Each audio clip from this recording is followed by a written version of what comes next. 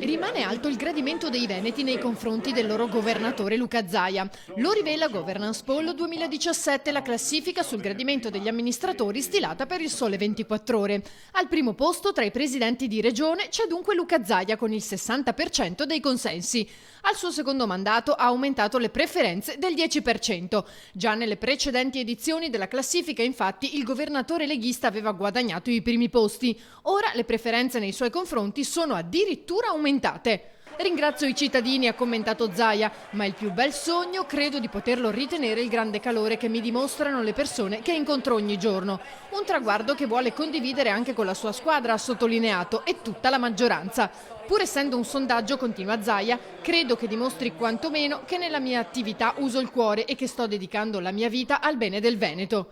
Al secondo posto il presidente PD della Toscana Rossi, medaglia di bronzo invece per il leghista Maroni, presidente della Lombardia. In fondo alla classifica Serracchiani in Friuli Venezia Giulia e ultimo Crocetta, governatore della Sicilia.